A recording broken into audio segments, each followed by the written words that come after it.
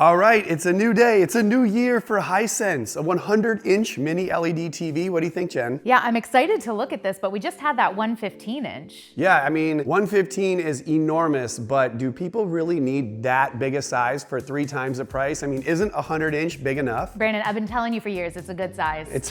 It's a good size. It's every man's dream to hear. Yeah, I think 100-inch is totally acceptable for most people. It's probably still too big, but we need to unbox this and set it up because this is one of their best TVs and probably one of the best TVs of the year for at least mini LED. So we'll set it up and we'll find all the bells and whistles on this sucker and then compare it to the 115-inch and see if that's worth 3 times the price or you want a better TV at 100-inch. Shall we do it? Yeah, I've never seen a bell on a TV though, so. Well, I don't think it has a physical bell or whistle. I'm just saying. I'm gonna ring that bell. Ding, ding, the ding, ding, features of the TV. Let's get our knife here and let's go. Okay. So while you're doing that, Jen, I actually just got a press release from Hisense that they're gonna have a 116-inch TV, a U8Q. That's a lot of numbers. 3,000 nits, 3,000 dimming zones, 165 hertz refresh rate, so that's cool, but this is even better. The U8 is gonna be more than 3,000 nits and more than 3,000 dimming zones, so it's gonna be that problem again, 116-inch or 100-inch. Again, I think for most people, they're not gonna pay like 10 to 15 to 20 grand. This is like $5,000 right now, brand new. So that's much less expensive, but still pretty expensive. And I still need a stool for this one to be able to see but the it's top. not like the 115 that was like, you had no chance for that. Yeah. Can you pull them up over or do you want me to grab you a stool? I think I can get this. So, oh, we got our guide.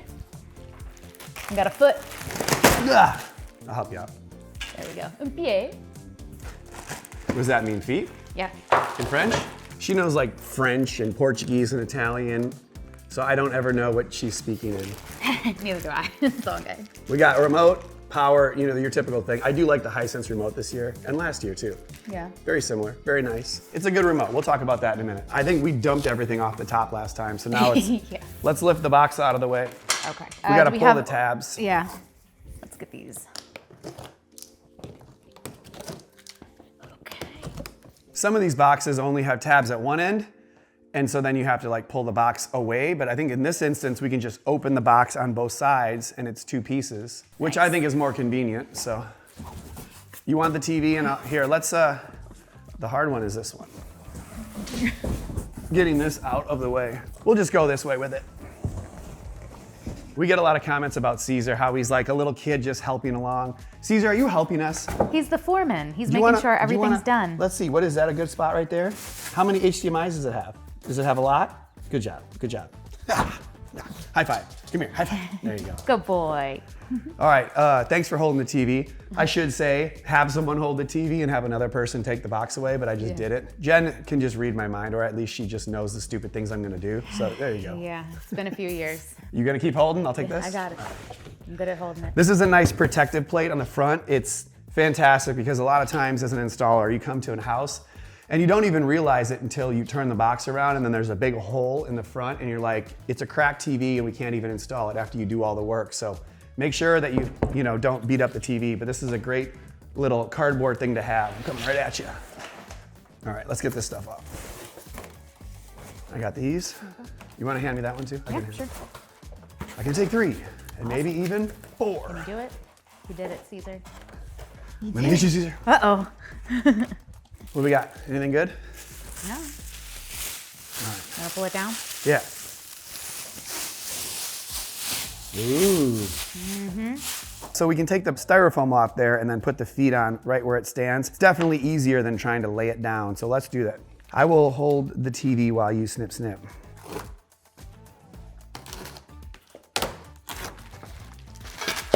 I don't think it matters which foot you put on which side. They seem like they're identical. So I'll give Jen one and I'll take the other. Nice. You want me to pull out my styrofoam? Like, well, I'll lift it up toward you a little. There we go. And now I'll push down and you can take yours out. All right. And I'm pretty sure I'm gonna have to hold the TV at this point because it's just gonna tip. Please hold I on got to it. it. You got it? I just wanna see how far it goes. You're freaking me out though. Just let go. Got it? Just let go. Yeah, it totally would tip. Yeah. There's the screws. They're in the bag with the remote. So. I thought you were saying they're in this bag, and I'm like, oh yeah? Yeah, they're in this bag. They're in Jen. this bag. Thanks for the heads up. Caesar, are you gonna help? Get the screwdriver up, Caesar. She's like, I don't have opposable thumbs. It's here for quality control. Okay, let's do the second foot.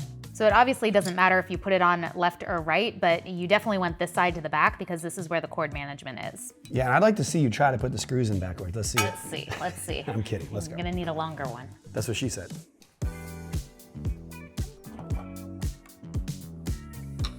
There you go, all done. Now, this is not advisable, but I'm gonna lift this up so Jen can clear out underneath it here. Okay. There we go. It was sliding on me. It's probably just a bad idea, but it's really heavy, so the less amount we have to lift this thing, the better, you know? You pull that out? Go ahead, pull it out. Sorry, my foot. There you go. Ah. There There you go. Work smarter, not harder. I don't know if that's smarter, but you know. All right, Jen, I think we need to get the stand out here, the IKEA stand that everybody asks us about, the best IKEA stand. Let's go grab that so we can get the TV up on display. Okay, let's go. All right, we're gonna have to lift this up here. Caesar, no bears for you. No, you don't get to play with the bears. I wanna. Stay off that screen. It's a good thing he's not taller. Otherwise, he'd be scratching at that screen. Do you see a pug in there? All right. Okay. Before we check out the anti-reflective capabilities, hey, Caesar. Get out of here. Let's lift the TV up here. Now, Jenny, you ready? You wanna stretch out a little bit? Here you go. Whoop. Yeah. All right, I'm ready when you are. 1, 2, 3. It's not that heavy, actually. Your way a little? Here, let's just set it down. Good job, good job. Not too bad. Much lighter than the 115. Appreciate it. All right, let's get this plastic off. Okay, here we go. This is the one we've all been waiting for. It's quiet.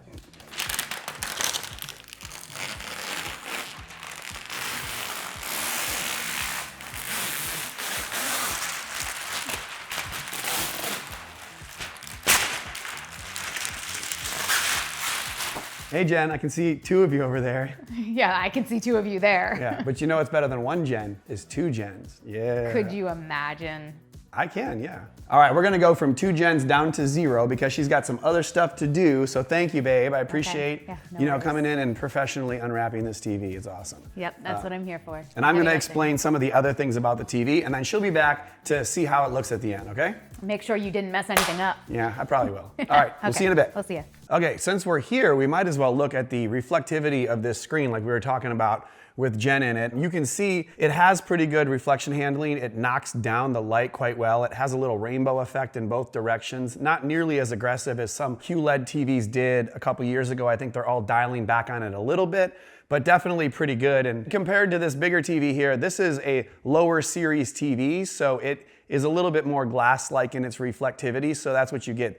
The higher you go up in quality or, in each brand, you get a little bit more anti-reflective capability. So that's one of the benefits of getting, the U8 versus the U7Q, for example. It'll be better in handling reflections. And then when we head to the back of the TV here, you notice the TV's pretty thin. It's also pretty light for a 100-inch TV. It's not too heavy, which is a good thing, and you have kind of a plasticky feel to the back. I noticed obviously the big subwoofer in here. This has a 4.1.2 surround system, so obviously this is the 0.1 right there, the sub. We'll find the other speakers. And this, like the other one we did, has a big mounting pattern. Now this is it's 800 by 400 millimeter VISA pattern, so that's better than like 1000, which is bigger than most mounts. Most really big mounts go up to 900 millimeters. So 800 by 400, totally doable on a lot of the extra large mounts. I could link some in the description. And then over here we have the HDMI ports. It looks like it only has 3 HDMIs, which is the first time I've seen that in a premium TV in a while. However, 2 of them are 4K at 165 Hertz, which is really awesome for a big screen like this. And then the third one is the ARC eARC, so you send audio out of that. So you still have good connectivity here. And then a couple other things like an AV input,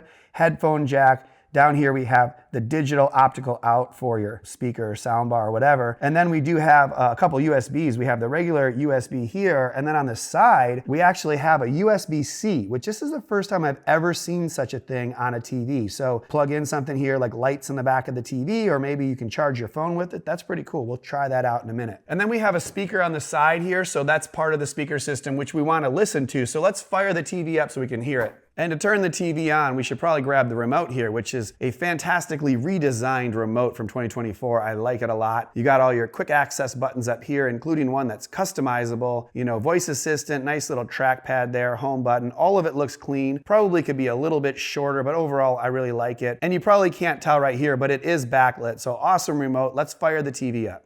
So now we have the TV on, and I can actually hear that there's volume coming out of the bottom here. So there's 2 speakers on the bottom there. We have the 2 we talked about on the side here, and then I hear more sound coming out of the top. So 2 at the top as well, and then we have that subwoofer. So there's all 7 of your speakers in the 4.1.2 sound system. But let's talk about the front of the TV because that's what's important. And obviously, gigantic immersive screen, super bright. It has like 5,000 dimming zones and 5,000 nits peak brightness. Those are big numbers when it comes to TVs, trust me. So it looks awesome. We're gonna show you a little bit more content, but I kind of want to show the perspective because I'm pretty tall, I'm like 6'2", and I don't think it looks that massive on screen. But when you compare it to another TV, let's pull out the 55-inch. So this is actually a 55-inch OLED, which looks really nice, of course, but is way smaller. And you can fit, obviously, almost 4 of these in a 100-inch big mini LED TV like this. So, you know, I could keep moving and give you that perspective, but you guys kind of get it here. Your guys' view is about as far as I would be sitting. So which would you prefer to look at, a 55 or a 100-inch TV? I'm guessing you're probably saying the 100-inch. Now, the other difference between these two, besides the size, is that this is an older OLED that actually has the Android operating system, and that's Google TV OS. So let's show you how much better that is. Now, it's great that Hisense uses the Google TV operating system because it's one of my favorite, and it really just looks clean.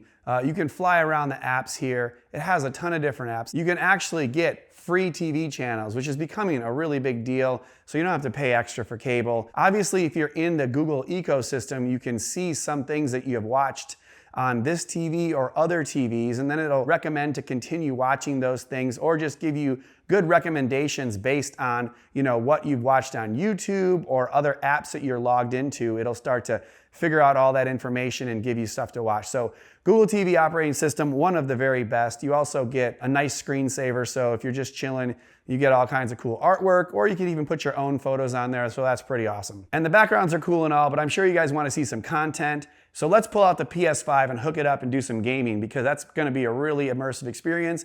And then when Jen gets back, we'll wow her with some HDR footage. Let's go. All right, so we're into some gaming here, and you know, we're playing Call of Duty, which is a really awesome game. Looks bright and vibrant, and that's the one thing that I would say is besides all the awesome gaming specs, this is just a massive bright TV, so that's pretty cool. And you do have like a game bar. You gotta click into it from another menu, but it does show you the frame rate. It's variable refresh rate, so it's up there bouncing between 100 and 120 frames per second. Dolby Vision gaming, AMD FreeSync Premium Pro, game mode obviously, all these different features, so pretty awesome for gameplay. And if you're enjoying this on a PC, you get up to 165 hertz as well, so that's really fast for a TV at this size, 100-inch. I don't think there's another one that does that. And I think overall, you're gonna love this for gaming if you're just buying this in general. So all that's left to do is bring Jen back so she can tell us how she really feels about this TV and if it's right for you guys. All right, Jen, come on over here. We got some important things to talk about. Okay, what do you have for me? Like, when are we going here? Oh yeah, I can be packed and ready to go 2 hours. That would be awesome. Yeah, but I guess if for those 2 hours, let's talk about this TV,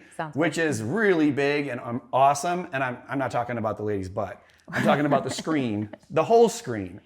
Yeah, well, so butts aside, would you recommend this TV? What do you think? Yeah, I mean, I think so. I mean, you know, this is a great TV from Hisense, 100-inch. We got a lot more digging to do for the review, but for now, you know, 5,000 nits of peak brightness, up to 5,000 dimming zones on a 100-inch screen that can game, show TV, movies, all that kind of stuff. It's a pretty awesome deal, I think so. Yeah, and you said deal. It's a great price, and compared to that other one we were taking a look at. Right? Yeah, I mean, this one right here, 115-inch, that's 3 times the price. Yeah. You know, it's bigger, but you know, the 98-inch Samsung is like 15,000 as well. And I mean, this is 2 inches bigger. You're always telling me how much those 2 extra inches help, right? Yep, always. I'm kidding. All right, that's enough innuendo jokes. Innuendo. Fair. You knew it was coming. All right, so they also have other sizes in the U8Q as well. So, you know, those might be more moderately priced for your guys' budget, and you can check them out. Where, Jen? in the description below, where you can also find our TV quiz. If you're still trying to determine what TV fits in your home, in your room, go ahead and give it a try and see what works for you. Yeah, and smash the like button, ask questions, all those things, subscribe to the channel, and we'll see you guys in the next video. Bye.